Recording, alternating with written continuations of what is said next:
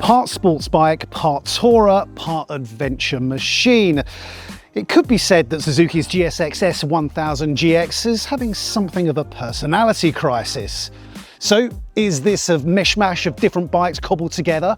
Or has Suzuki distilled the best parts of these various different types of motorcycle to create something very special indeed?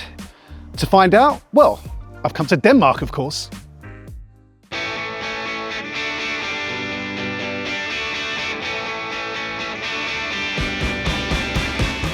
The plan was simple.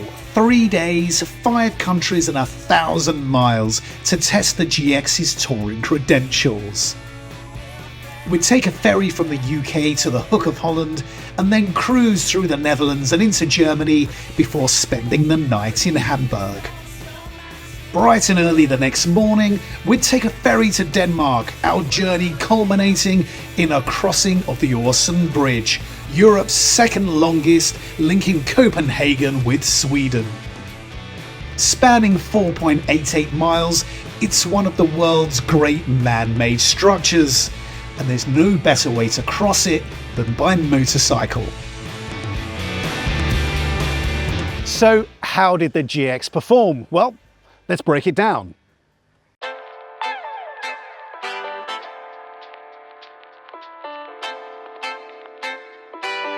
The crowning glory of this bike is that inline 4-cylinder engine. It makes around 150 brake horsepower, 106 Newton meters of torque. It's powerful, it's refined, it's fierce, it purrs along the motorway. It really is a majestic piece of engineering. But the thing that I like the most about it is, despite the oodles of power on tap, it never feels like it's out of control. It never feels like it's going to take you places you don't want to go. Happy to purr along, happy to cruise, but also ready to let rip when you open the throttle. As a touring engine, it is spot on. There's very little vibration, it reduces fatigue, but when you do want to get a hustle on, boy, it's ready to. Qu'est-ce que je vais te nommer? Je vais te nommer l'amour. You don't get a more Japanese looking bike than the GX. It's all sharp angles, aggressive lines, and it's got one foot in the future. To my mind, it's a fine looking machine, and I admit I've stepped back, munched on a few Haribo and cast admiring glances over it over the last couple of days. And despite the fact I'm not a huge fan of that pinpoint headlight, it is very effective. I know beauty is in the eye of the beholder, but this is one bike I'd be proud to own. When you're on the road, the most important thing you want from a touring bike is comfort. Now, there's no getting away from the fact that an adventure tourer like the GS will compromise that a little compared to the likes of a full touring bike. But over the past 3 days and 1,000 miles, I have to admit I've been impressed. The leg bend angle isn't as acute as I thought it was, and I wasn't getting too many aches and pains. There's a nice natural upright riding position, a good reach to the bars, and overall it's a place I was happy to spend quite a few hours in. With one caveat, my backside hasn't quite got used to that seat. There's plenty of padding and it's quite wide, but it's the one thing over the past 3 days that my body has been complaining about.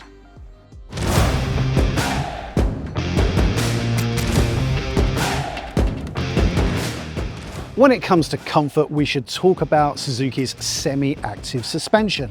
Now, this is the first Suzuki bike to have the technology, and it works very well indeed. Now, sometimes semi-active suspension can make you lose the feel of the road a little. The feedback from the road can be a little bit vague, or you can lose your sense of speed, but Suzuki has managed to dial this in, so you do get plenty of feedback while enjoying a plush, relaxed ride. There are 3 settings for that semi-active suspension: hard, medium and soft. And while there's not a world of difference between them, I was quite happy to dial in the soft while we were cruising along the motorway and then hit the hard button as we tore up some twisties. The system works very well. There's 150 millimeters worth of travel front and back on the suspension, but a bike like this isn't designed to go off-road, and I didn't find myself ever bottoming out or anything like that. Overall, I've been hugely impressed by the introduction of this technology. I think technology is a good thing on motorbikes and I enjoy seeing it, but it needs to be done for the right reasons. There's no point in just throwing in the latest Bosch system. With this, Suzuki has added something to their range of bikes and it really enhances the rider experience. The link to that suspension, we also need to talk about the handling, something else that the GX does very well. Yes, it's not going to have the precise handling of a dedicated sports bike, but for touring, for the type of riding that I tend to do, it was spot on. On the autobahns, we pushed the speed a little bit. I think I clocked about 132 miles per hour, which is about 216 kilometers per hour. And it was only when I reached 200 kilometers an hour plus that I found the front end wobbling slightly. Below that, the bike felt so stable at speed with a full set of luggage and me on board. And thankfully, while a 310mm twin disc Brembo brakes could have had more initial bites, they provided enough stopping power to slow things down in a controlled manner. If you're looking for a touring bike that's going to stay planted, it's going to feel confident at speed, this bike really will perform.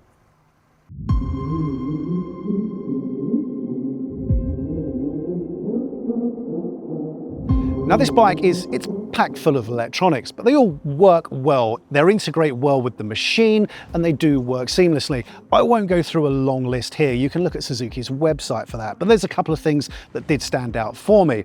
The quick shifter is fantastic. It snicks up and down the gearbox. There's no clunk, even at low speeds. There was only the odd change that I felt was a little bit out of kilter. Again, top marks to Suzuki for putting the time and the engineering into making that right. Elsewhere, there's 3 engine modes, as you usually get with a Suzuki. There's active, basic and comfort. Active really does have a sharp throttle response. It took me a little while to get used to it, but the bike handles so well that by the end I was happily ripping open that throttle coming out of curves. Basic, a nice touring setting, dampens off the throttle a little bit, but it's a nice, comfortable ride. Comfort, take it as a rain mode. It's not something I went in particularly often. When I did, it did lighten the throttle response a little too much for me. Whether you like having electronics on your bike or not will be up to you, but it's here, and this bike is packed full of them in a sensible way. Now, one of the benefits of electronic suspension, it means you can set the preload. So you can set it for 1 passenger, 2 passengers, you can have a rider and luggage, or you can let it automatically adapt to the road conditions. I tried them all out and I found the auto setting very responsive, and it's the one I stuck to most on the ride. Suzuki has been sensible with their implementation of electronics on this bike. It's not all been put in just for the sake of it to jack up the price and wow you with a spec sheet. Everything on this bike has been designed to enhance your experience, to help you get the most out of it in the settings that it's been designed for. And that's quite a broad scope. You've got the sportiness of the bike, you've got the long distance comfort of the bike, and it needs to be able to carry luggage and a pillion as well. And it's very impressive how Suzuki have been able to put all those things together into one package that is a huge amount of fun to ride.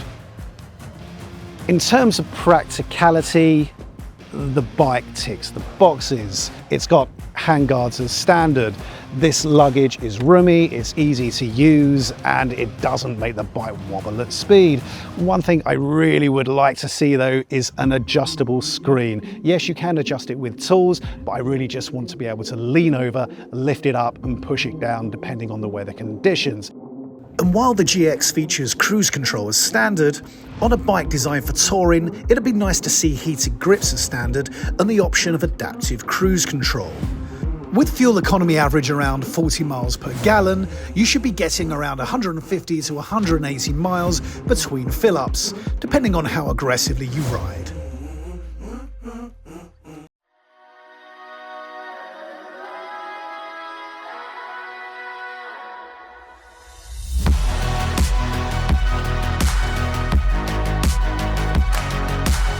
After 3 days, 4 countries and 1,000 miles, we arrived at the end of our journey, crossing the magnificent Awesome Bridge at sunset.